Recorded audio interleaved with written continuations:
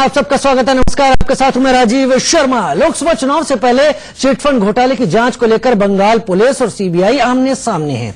Kolkata police commissioner से बंगाल के बाहर सीबीआई पूछताछ कर रही है, लेकिन उनके घर यानी कोलकाता में सीबीआई की टीम उनका बाल बाका नहीं कर पाई। मतलब समझिए इसका, सियासी ताकत के सामने संस्था एक बार फिर छोटी पड़ गई। अब दूसरा एंगल यहां पर समझते हैं। कोलकाता पुलिस कमिश्नर से पूछताछ के पहले सीबीआई के पूर्व अंतरिम चीफ नागेश्वर राव की पत्नी को जिन कंपनियों से लोन मिले, ऐसी 2 कंपनियों पर कोलकाता पुलिस ने छापेमारी की है। यानी सीबीआई और कोलकाता पुलिस के बीच टसल बढ़ गई है। वहीं तीसरा मामला सीबीआई बनाम सीबीआई का था, जिसमें पूर्व सीबीआई चीफ आलोक वर्मा और सीबीआई के पूर्व स्पेशल डायरेक्टर के बीच तलवारें खिंच गई थी। सियासी लड़ाई में आखिरकार कैसे फंस जाते हैं अधिकारी, ग्राफिक्स के जरिए इस बात को भी समझिए। सीबीआई की ही बात कर लेते हैं। राकेश अस्थाना का आरोप था आलोक वर्मा के ऊपर। सीबीआई विवाद में जब सरकार की किरकिरी हुई तो दोनों अफसरों को छुट्टी पर भेज दिया गया था। विवाद के जांच के आदेश दिए गए। नागेश्वर राव को अंतरिम डायरेक्टर बनाया गया। और यह सियासत की लड़ाई में जो उलझन है, सवाल यहां पर उठता है कि क्या नेताओं की सियासी लड़ाई में अधिकारियों को निशाना बनाया जाता है या नेताओं की सियासी लड़ाई में अधिकारी बारी बारी से फंसेंगे। इसी मुद्दे पर पहली बहस में मेरे साथ एक बड़ा पैनल यहां पर मौजूद है। शारदा चिटफंड घोटाले के सबूतों को नष्ट करने पर भूमिका में सवाल जवाब राजीव कुमार से हो रहे हैं। ग्राफिक्स के जरिए आपको लगातार हम यहां पर दिखा रहे हैं। और इस चिटफंड घोटाले की जांच को लेकर बंगाल पुलिस और सीबीआई आमने सामने आ गए हैं। घूम फिर कर बात वही आती है कि क्या राजनीति के बीच में अधिकारी या ब्यूरोक्रेसी इस तरह से पिसते रहेंगे या यूं कहें कि मोहरा भी बनते रहेंगे। तस्वीर इस वक्त टीवी स्क्रीन पर आप राजीव कुमार की देख रहे हैं, जो सुप्रीम कोर्ट के आदेश के बाद अब शिलांग में हैं, जहां पर सीबीआई की टीम उनका इंतजार कर रही है और उनसे पूछताछ की जानी है शारदा चिटफंड घोटाले को लेकर।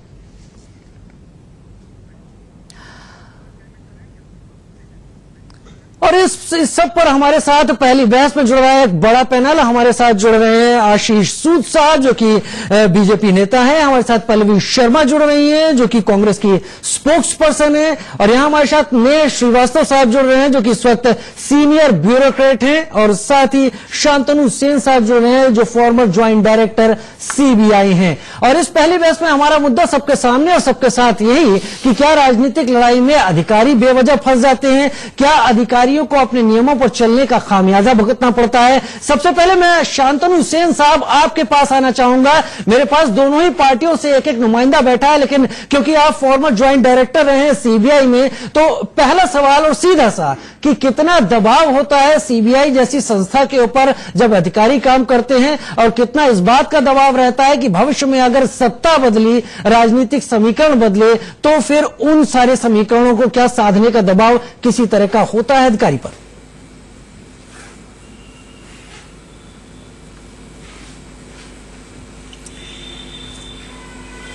आजकल हम लोग जो मीडिया में देख रहे हैं, उससे लगता है इको हो रहा है। शांतनु सेन साहब, आप बोलते रहे। इको ठीक करिए, फिर बात कर पाएंगे। चलिए, हम कोशिश करेंगे शांतनु सेन साहब से एक बार फिर से संपर्क साधने की, लेकिन नेह श्रीवास्तव हमारे साथ जुड़े हुए हैं। और मैं सीधे सीधे ब्यूरोक्रेसी के पास इसलिए जाना चाहता हूं कि पहले ब्यूरोक्रेसी हमें बता पाए कि आखिर वो किन दबावों में काम करती है और उन दबावों के चलते अपना जो रूटीन है उसे कैसे निपटाती है और भविष्य में कैसे उन समीकरणों को साधती है। नेह, आपका क्या कहना होगा कि दबाव कितना असर डालते हैं आपके कामकाज पर एक ब्यूरोक्रेट होने के नाते?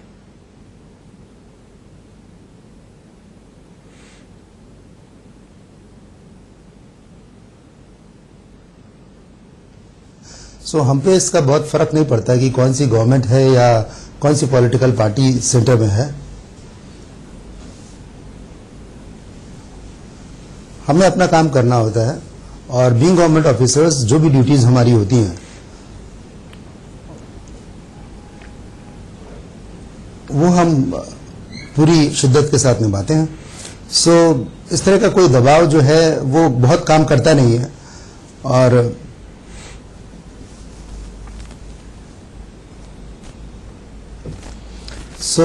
I would say that irrespective of which political party is in the center or governing us, it is our duty and responsibility to fulfill it with full honesty, which we do. चलिए, जहां तक bureaucracy की बात है, bureaucracy शायद इन्हीं नियमों के तहत बंद कर काम करती है और कई बार अपनी जायज बातों को भी खोलकर सामने नहीं रख पाती है। हमारे पास हमारे दो राजनीतिक पार्टियों से जुड़े हमारे साथी भी यहां पर मौजूद हैं। हमारे साथ पल्लवी जुड़ी हुई है और हमारे साथ आशीष सूद साहब जुड़े हुए हैं। आशीष सूद साहब, आप ही से बात करना चाहूंगा क्योंकि विवाद शायद पश्चिम बंगाल की जो राजनीति हुई और घटनाक्रम हुआ उसके बाद कहीं ज्यादा मुखर हुआ है। जो कुछ भी चल रहा है, अभी तो राजीव कुमार से पूछताछ की जानी है शिलांग में, लेकिन इस बीच कोलकाता पुलिस छापेमारी कर रही है नागेश्वर राव की पत्नी को जिन कंपनियों से लोन मिले वहां पर। यह टसल अधिकारियों की खींचातान कितनी जायज, कितनी सही और क्या ऐसा होना चाहिए? देखिए, संविधान ने इस देश को चलाने के हर तंत्र की जिम्मेदारी तय की है, चाहे वो जुडिशरी हो, एग्जीक्यूटिव हो या राजनेता हो, और पत्रकारों के लिए भी संविधान ने एक दायरा तय किया है। उस दायरे में सभी काम करते हैं और सभी को करना चाहिए। मगर जो आज का वर्तमान घटनाक्रम है, अगर इसको आप बैकग्राउंड को देखेंगे तो उस दिन को देखिए जब तथाकथित महागठबंधन के लोग कलकत्ता में इकट्ठे हुए थे तो ममता जी ने क्या कहा? आपने मुझे नहीं छोड़ा, आपने अखिलेश जी को नहीं छोड़ा, आपने राहुल जी को नहीं छोड़ा, आपने बहन जी को नहीं छोड़ा।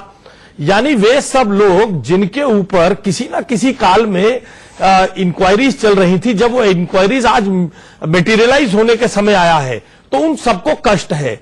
वही कष्ट परिलक्षित हुआ 4 दिन पहले जब एक ऐसी घटना हुई जिसमें एक मुख्यमंत्री चलकर एक पुलिस कमिश्नर के घर गई और घर पर जाने के बाद उन्होंने वहीं बैठे बैठे उसे विश्व के सबसे बढ़िया अधिकारी के रूप में सर्टिफिकेट भी दे दिया।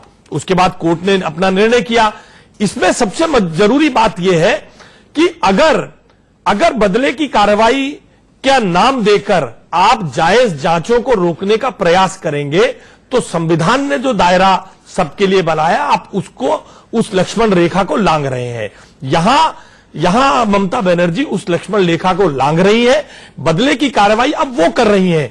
वो किसी भी रूप में येन केन प्रकरण उस एक बड़े घोटाले को जिसमें 20 लाख से ज्यादा गरीब परिवारों ये सब कुछ 2019 को लेकर ही हो रहा है क्या लोकसभा चुनाव का? पहले मैं आपके पास आता हूं, लेकिन आशीष जी, क्या ये सब 2019 को लेकर किया जा रहा है? मैं आपको बताता हूं। देखिए क्या है कि कोई भी आर्थिक मामलों की जांच, उसमें समय लगता है, उनमें कागज दर कल भी कहने लग गए ना लोग कि मायावती, परसों तरसों बहुत सारे कांग्रेस के जनित इकोसिस्टम में ये बातें आने लगी कि मायावती जी पे 7 साल पुराना मुकदमा ले आए। कोर्ट ने क्या जवाब दे दिया कल? सुप्रीम कोर्ट ने इन सब मुकदमों में कड़ियां जोड़ते इसका अर्थ क्या हो गया? आज अगर चुनाव आ गया है तो क्या कोर्ट ऑफ लॉ को, क्या कानून की एजेंसीज को अपना काम नहीं करना चाहिए? आशीष जी, हम थोड़ा सा भटक रहे हैं, आप पुराने मुद्दों पर जा रहे हैं, हम थोड़ा सा भटक रहे हैं। मेरा सिर्फ इतना कहना है, मैं केवल हर मुद्दे को 2019 से जोड़ने के ऊपर आपकी बात पर यह कहना चाहता हूं कि क्या अगर चुनाव आ गया है तो जांच एजेंसीज अपना काम बंद कर दे, कोर्टों के दरवाजे बंद कर दे, सब चीज छोड़ दे। हर 6 महीने में देश में एक चुनाव है साहब, क्या करेंगी जांच एजेंसियां? चलिए, मैं ब्यूरोक्रेसी पर ही आ रहा हूं। उर्जित पटेल रिजर्व बैंक के गवर्नर रहे, उससे पहले रघुराम राजन साहब रहे, आलोक वर्मा साहब का किस्सा हुआ। आप कितनी फहरिस्त लाएंगे? अधिकारियों पर यह दबाव अगर सरकार की तरफ से पड़ने लगता है तो क्या वो अपना काम कर पाएंगे? बहुत छोटे से में जवाब दीजिए। उर्जित पटेल, आप इसको 2019 से जोड़ रहे हैं। आप जो भी नाम ले रहे हैं उसमें किसी अधिकारी को अपने किसी निजी कारणों से छोड़कर जाना पड़ा, उसमें क्या बुराई है? आप बताइए ना, आप बताइए, आप जो भी गए उसमें, आप जो लोग भी गए, आलोक वर्मा सुप्रीम कोर्ट चले गए, सुप्रीम कोर्ट ने जवाब दे दिया ना, अगले दिन जवाब दे दिया, और अब नया जज भी, अब नया सीबीआई चीफ भी हो गया। चलिए, इसलिए कोई चला गया, कोई अधिकारी आते हैं और जाते हैं। पल्लवी, अधिकारी आते हैं जाते हैं, ये केवल 2019 से जुड़ा है। एक मुख्यमंत्री अपनी सीमाओं को लांघ रही हैं। आशीष सूद साहब यहां तक अपने को रिस्ट्रिक्ट कर रहे हैं इस जवाब में। देखिए, मुझे लगता है या तो भाजपा सच में इतनी नादान और नासमझ है, या वो सच में इतनी देश की स्थिति से भटकी हुई है कि वो चाहती है देश की जनता इस तरह से मान ले कि भाई इनकी सब कड़ियां 2019 के चुनाव को जब 2 महीने रह गए तभी आके जुड़ी। जिस तरह से आशीष जी कह रहे थे कि कड़ी जुड़ते जुड़ते वक्त लगता है, तो वो वक्त तभी 2019 के चुनाव को जब 2 महीने रह गए तभी इनकी सब कड़ियां जुड़ी। दूसरी बात मैं कहना चाहूंगी, देखिए नरेंद्र मोदी जी इस देश के प्रधानमंत्री हैं, लेकिन उनको एक तानाशाह की तरह काम करने की इतनी आदत हो चुकी है कि अब वो एक लोकतांत्रिक देश के प्रधानमंत्री के रोल को नहीं निभा खैर, सकते। ये व्यक्तिगत आरोप आपका मैं कहूंगा, या नहीं, यहाँ पर पल्लवी यहाँ एक चीज बताइए ना, मैं आपको कंप्लीट, मेरी आपकी बात हो रही है। राजीव कुमार से पूछताछ होनी थी, वो पूछताछ में शामिल नहीं होते, धरने में शामिल हो जाते हैं। मैं उसी पर आ रही हूँ, आप बोलने तो दीजिए। देखिए रात को 12 बजे उठेंगे, बोलेंगे नोटबंदी लगा दीजिए, 2 बजे बोलेंगे सीबीआई का दफ्तर बंद कर दीजिए, सीबीआई के डायरेक्टर को छुट्टी पर भेज दीजिए, एक दिन उठेंगे बोलेंगे जीएसटी लगा दीजिए। तो ये तानाशाह, जब देश का प्रधानमंत्री देश के नियम और कानून की इस तरह से धज्जियां उड़ाएगा तो देश के लोग क्या सीखेंगे? जीएसटी दूसरी बात सुनिए, दूसरी बात, मैंने आपके बीच नहीं बोला सर, एक मिनट आशीष जी, एक मिनट, बोलिए, मैंने बोलिए, आपके बीच नहीं बोला। बोलिए। दूसरी बात देखिए, अगर कार्रवाई होनी है तो कार्रवाई बिना किसी पक्ष का एक तरफ झुकाव हुए होनी चाहिए। तो हम भी माने कि भाई भाजपा कार्रवाई करती है। अब या तो भाजपा मान ले कि उनके पास एक ऐसी जादू की छड़ी है कि जो भाजपा में आता है उस पे से सारे करप्शन के दाग मिट जाते हैं। मुकुल रॉय चिटफंड स्कैम के मेन एक्यूज्ड कौन है? मुकुल रॉय, हेमंत बिस्वा। जब तक वो ऑपोजिशन में थे आए दिन सीबीआई छापे मारती थी, जैसे ही भाजपा में आ गए उनके खिलाफ सब चलिए इस पर मैं काउंटर लेकर आऊंगा कि क्या ब्यूरोक्रेसी इसी तरह से फंसी रहेगी या ब्यूरोक्रेसी राजनीतिक समीकरणों का सारा खामियाजा भुगतती रहेगी? ब्रेक के पहले पल्लवी अपनी बात रख रही है। पल्लवी बहुत छोटे में संक्षेप में, मैं आगे जाऊंगा। मैं बस 10 सेकंड लेना चाहती हूँ। देखिए आप पत्रकार हैं और मुझसे बेहतर जानते होंगे, अभी पिछले दिनों एक ऑडियो टेप वायरल हुआ कैलाश विजयवर्गीय और मुकुल रॉय का, जिसमें मुकुल रॉय स्वयं स्पष्ट शब्दों में कह रहे हैं कैलाश विजयवर्गीय को कि सीबीआई का इस्तेमाल कीजिए और 4 आईपीएस ऑफिसर हैं उन पर दबाव डालिए। अब इससे ज्यादा क्या सबूत? ऑडियो के फोरेंसिक जांच का विषय होते हैं पल्लवी जी।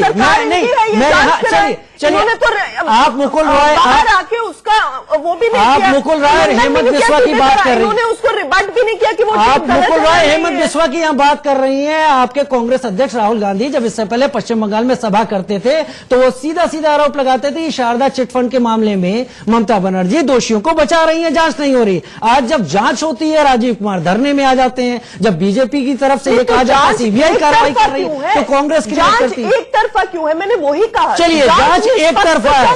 शांतनु सेन हमारे साथ अन्याय होगा, झूठ का जवाब साहब आपके पास आऊंगा। एक झूठ का जवाब तो देना होगा ना। साहब फॉर्मर ज्वाइंट डायरेक्टर हमारे साथ जुड़े हुए हैं। शांतनु साहब, जिस तरह के दबावों की बात यहां पर कर रहे हैं हमारे दोनों साथी, या जिस तरह से सब कुछ होता है, क्या इतने ही दबाव को झेलते हैं अधिकारी? क्या अधिकारी किसी जांच के बाद इस बात से भी परेशान रहते हैं कि इसके रिपरकशन उन पे उल्टे भी हो सकते हैं?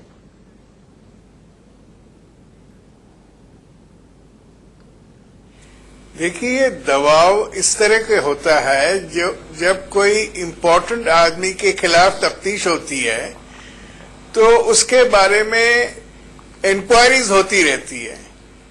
शांतनु सेन साहब से बात कर रहे थे, माफी चाहते हैं आपको रोकना पड़ा प्रधानमंत्री के संबोधन के चलते। आप अपनी बात पूरी करिए सेन साहब।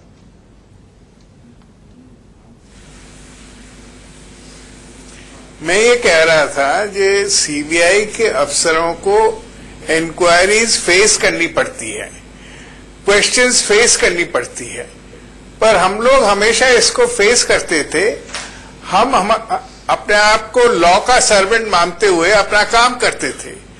जवाब तलब तो होता ही रहता है। हम लोग पहले मिनिस्ट्री के अंडर थे तो मिनिस्ट्री में सवाल होते थे, उसको प्रेशर नहीं माना जा सकता है। पर आजकल क्या हो गया है कि मीडिया बड़ी इंट्रूसिव हो गई है और पहले सिर्फ न्यूज़पेपर्स हुआ करते थे जी, अब टेलीविजन चैनल्स हैं, न्यूज़पेपर्स हैं, उसके बाद सोशल मीडिया है, व्हाट्सएप है, फेसबुक है।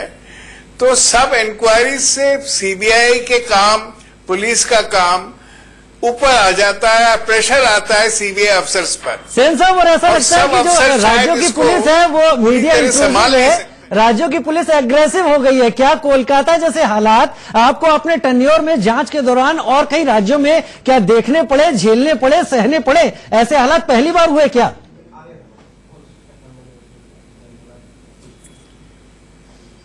देखिए, मैं कलकत्ता में SP1 भी रहा, SP EOW भी रहा 1972 टू 1979। जी। उसके बाद मैं जॉइंट डायरेक्टर भी रहा कलकत्ते में। ऐसा मौका कभी नहीं आया। मुझे याद है, मैं वेस्ट बंगाल पुलिस ऑफिसर के IPS ऑफिसर के खिलाफ डिस्प्रोपोर्शनेट एसेट की तफ्तीश की और उसको जेल में रखा, उसको कस्टडी में इंटरोगेट किया और सारी मदद मुझे कलकत्ता पुलिस से और वेस्ट बंगाल पुलिस से मिली। हम लोगों का तालमेल रहता था, हम लोग एक साथ काम करते थे। तो आज ये तालमेल CBI कैसे तो छोटी बिगड़ा सेन साहब, organization है। वही जानना चाहता हूं। रेट्स में, दोनों अधिकारी सर्चेस आमने में, सामने हैं। ये जो बिगड़ गया है, इसके लिए मैं हर स्टेट के और सेंटर के पॉलिटिकल मास्टर्स को थोड़ा रिस्पॉन्सिबल कर रहा हूं। जी। ये भी सच बात है कि हमारे जो ऑफिसर्स हैं वो भी शायद अपने आप को संभाल नहीं सकते हैं, वो पॉलिटिकल इन्फ्लुएंस में आ जाते हैं, अपना ट्रांसफर, तफ्तीश, प्रमोशन इस सब में इंटरफेयर करने देते हैं। जी तो ये बात ठीक नहीं है। जी हमारी इंस्टीट्यूशंस की इंडिपेंडेंस, स्पेशली पुलिस को सिर्फ लॉ को अपना मास्टर मानना चाहिए, पॉलिटिकल डायरेक्शंस में काम नहीं करना चाहिए। लेकिन अब दुख की देखिए बात यह है आजकल कि क्या पिछले होता कई है, सालों से जब हो भी इलेक्शन रहा है होते सेन हैं, साहब, ऐसा जाहिर तौर पर ना हो, गाए बगाए इशारों हो में भी तो रहा समझ है, आता ही इलेक्शन है। होते हैं। आशीष सूद साहब हमारे साथ जुड़े हुए हैं स्टूडियो में। सूद साहब, भाई, ये हो बहुत रहा है, बेहतर ये बात दुखद कही बात। सेन साहब ने कि लॉ को मास्टर मानना चाहिए पुलिसकर्मी को या पुलिस अधिकारी को या ब्यूरोक्रेट्स को, लेकिन हो कुछ अलग रहा है। अब आप इन्होंने जो कहा और जो हालात में हो रहा है, तानाशाह का इल्जाम लगाया है पलवे ने। देखिए, दुर्भाग्य ये है, जो सेन साहब ने कहा वो तो बिल्कुल ठीक है। मैंने संविधान सम्मत जो बात कही उसी के अनुसार चीजें चलनी भी चाहिए, मगर तब तो देश में किसी को संविधान की संस्थाएं डिमोलिश होती नहीं दिखी थी, तब तो किसी को कुछ नहीं दिखा था, तब तो देश में कोई बवंडर नहीं मचा, सरकार ने कोऑपरेट किया, तब किसी ने नहीं कहा कि अब 2007 में फिर चुनाव आने वाला है, आप क्यों नरेंद्र मोदी से पूछताछ कर रहे हैं। मगर राहुल गांधी और गांधी परिवार का तो अधिकार है सत्ता पर, यानी कुछ भी करेंगे। यानी आप कह रहे हैं पहले हालात बिगड़े हुए थे, अब संभल रहे हैं कि नहीं, पकड़ा जा मैं रहा है, ये कहना चाहते हैं। दूसरी बात जी, कांग्रेस के लोगों का आजकल नहीं, ज्ञान भी ये अधूरा जवाब है, दे दे। ज्ञान भी अधूरा है, मुकुल रॉय पे ज्ञान भी अधूरा है। क्यों हेमंत कार्रवाई बिस्व शर्मा हो की रही? बार बार बात हेमंत करते बिस्व शर्मा हैं। पे एक सेकंड, नहीं, बता रहा हूं ना, मुकुल रॉय पे क्यों नहीं आपका ज्ञान कार्रवाई कचरा है, बता आप रहा बताइए ना, हूं। अरे मुकुल बता रॉय रहा हूं पे भाई, क्यों सुनो कार्रवाई? सुनो, बता रहा बताइए हूं। मुकुल रॉय हेमंत पे। बिस्व शर्मा, भाई कार्रवाई? सुनो सुनो, बता रहा बताइए हूं। मुकुल रॉय हेमंत पे। बिस्व शर्मा से 3 बार सीबीआई ने पूछताछ की है। जब वो हेमंत बिस्व opposition शर्मा, में थे, हेमंत ये तो बिस्व हम भी शर्मा कह रहे हैं। वहां पर इसमें आप विटनेस क्या के रूप में बता रहे है, हैं? विटनेस के इसमें रूप में आपने है। अच्छा, कांग्रेस को बीजेपी टैग में कर आते ही मुंह पर एक तमाचा पुलिस मारा हेमंत विटनेस बिस्व बन गया शर्मा ने, और एक पुलिस कांग्रेस ने कमिश्नर जवाब नहीं दिया। accused बन गया। कितना वाह। झूठ बोलती है कांग्रेस, देखिए, कांग्रेस कितना झूठ बोलती है। हेमंत बिस्व शर्मा से सीबीआई ने पूछताछ की। हेमंत बिस्व शर्मा सूद से साहब, सीबीआई ने पूछताछ सूद की। साहब, केस में विटनेस सूद है, साहब, विटनेस है, और बार बार ये फैलाया जाता है। सूद साहब आप एकदम सही, सूद साहब yes, they are witness, they are witness, they are witness. ये मुकदमे हमने चलिए लगाए। चलिए चलिए चलिए, ये मुकदमे हमने बेहतर है, लगाए। बेहतर ये है। भ्रष्टाचार, अजीत- ये भ्रष्टाचार का अजीत काम पिंडोला साहब, कांग्रेस अजीत- के इकोसिस्टम ने किया है। अजीत कांग्रेस के पिंडोला साहब, इकोसिस्टम ने किया मैं आपको है। नहीं ये सिखाऊंगा, थोड़ी चोरी देर- चकारी- अजीत जी, ये सारी बहस तो होती रहेगी। मैं चाहूंगा थोड़ी देर के लिए आप खामोश हो जाएं, नहीं तो माइक खामोश किया जाए, थोड़ी देर के लिए रोका जाए। नहीं नहीं, ये अजीत तरीका पिंडोला, क्या है? मैं हेमंत बिस्व शर्मा जब पीसीआर से मैं कहूंगा थोड़ी देर के लिए माइक खामोश करें हमारे सहयोगियों का। अजीत जी, ये हालात क्या बताते हैं, दबाव में कितना काम कर रहे हैं अधिकारी। अजीत का जी, दूध कैसे चला जाएगा? राहुल गांधी को कुर्सी नहीं मिली, एक सेंट स्टीफेंस कॉलेज के लॉबी को कुर्सी नहीं मिल रही, तो देश की सारी संस्थाएं सब खराब हो गई। पुलिस कमिश्नर चोर बन जाए। हाँ, क्यों नहीं बनेगा चोर? चोर चोर होगा।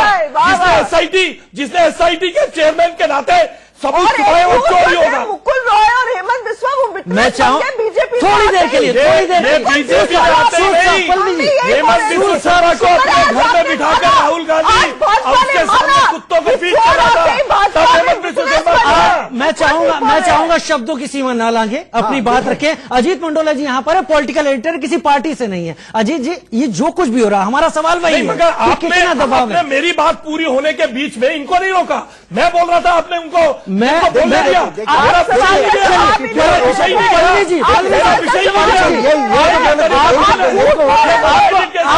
मैं देता हूँ, आप अपनी बात बताइए, सामने अपनी बात बताइए, आप अपनी बात बताइए। चलिए 1 मिनट में पूरा करिए, आप क्या कहना चाहते हैं? कांग्रेस ये कैसे कहती है हेमंत बिस्व शर्मा से पूछताछ नहीं हुई? तो निष्ठा बदलने पर अगर 1 मिनट पल्लवी जी मैं आपसे मेरी बात पहले पूरी कर दीजिए। मैं आपकी बात पर ही आ रहा हूं। नहीं, आप मेरा पॉइंट जाने दीजिए। अगर निष्ठा बदलती है तो कार्रवाई क्यों होती है? आपको मालूम है कौन सी डेट पे पूछताछ हुई है? आप प्लीज, आप कैसे कह रहे हैं? अपनी बात रखिए ना, अपनी बात रखिए। नहीं तो फिर रखिए, चलिए सबको बता देंगे, बीच में नहीं। बोलिए। देखिए ये क्या तरीका है? निष्ठा, आपको डेट मालूम है कौन सी डेट पे पूछताछ हुई है? केवल झूठ और झूठ और झूठ। हेमंत बिस्व शर्मा से 3 बार पूछताछ हुई। हेमंत बिस्व शर्मा ने खुद इंक्वायरी ज्वाइन की। हेमंत बिस्व शर्मा अप्रूवर बने उस केस में। और मुकुल साहब के बारे में क्या कहेंगे? मुकुल रॉय भी उसमें इंक्वायरी ज्वाइन कर चुके हैं।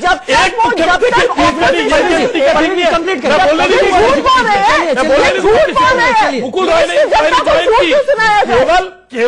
केवल राहुल गांधी जैसे स्कूल ड्रॉप आउट को, कॉलेज ड्रॉप आउट को कुछ नहीं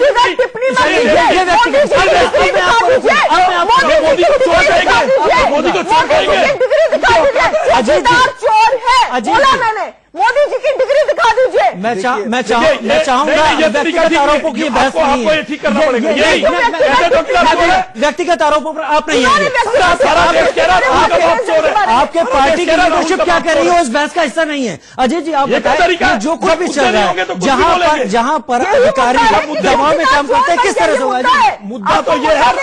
अजय जी आप बोले, मैं थोड़ी देर के लिए चाहूंगा आवाज रोकी जाए, हमारे सहयोगियों की आवाज रोकी जाए थोड़ी देर के लिए। अजीत जी प्लीज, अजीत जी प्लीज, आप अपनी बात रखिए। यही दुखद है। देखिए जो हो रहा है ये दुखद है। ये राजनीति हो रही है इस पूरे मामले में, एक दूसरे पे आरोप। देखिए हर कोई, देखिए ये देखिए, मैं चाहूंगा थोड़ी देर के लिए अजीत जी को बोलने दिया जाए।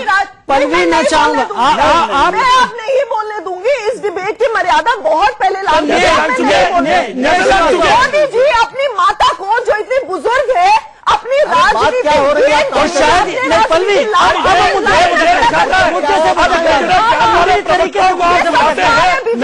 जो 2 अधिकारी मेरे साथ जुड़े हुए हैं, वो 2 अधिकारी जवाब नहीं दे पा रहे हैं या पूरी तरीके से कांग्रेसी प्रवक्ता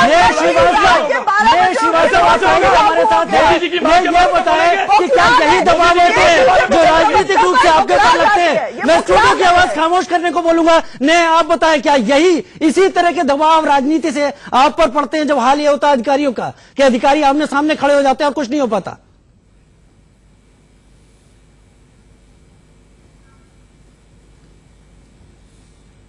आते हैं वो अपनी बात है, लेकिन अधिकारियों को एक सिविल सर्विसेज कंडक्ट रूल होता है और उस सिविल सर्विसेज कंडक्ट रूल के अनुसार ही काम करना होता है। Very clearly it has been said that as government officers we have to maintain absolute integrity, political neutrality, and we should not do anything which is unbecoming of a government servant. So ये एक नियम है और इसी दायरे के अंदर सरकारी ऑफिसर्स को काम करना होता है, जो ज्यादातर ऑफिसर्स करते हैं। कभी कभी हो सकता है कुछ पॉलिटिकल प्रेशर्स और कुछ जैसे हो सकता है अपने फायदों के लिए कई बार कुछ अधिकारी पॉलिटिकल लीडर्स की बातें मानते हैं जो कंडक्ट रूल के खिलाफ है, और इस तरह की चीजें होनी नहीं चाहिए। और जहां तक सीबीआई की रेड थी, वो उनका काम था। एक शारदा चिटफंड घोटाला जो 2013 में अनर्थ हुआ था, उसका इंक्वायरी करने के लिए गए थे। और मैं समझता हूं ये जो कल रेड भी हुई है, उसको भी आप बदले की भावना नहीं कहें। हो सकता है कि इस तरह की चीज ऑलरेडी चल रही हो और सिर्फ टाइमिंग की वजह से ये एक डिबेट हो गई है।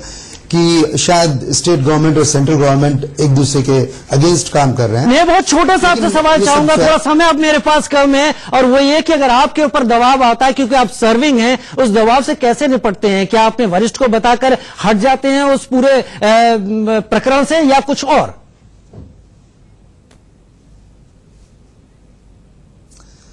नहीं, हमें तो जो भी सही होता है we have to put that forward obviously in front of our senior officers and ultimately decision is theirs.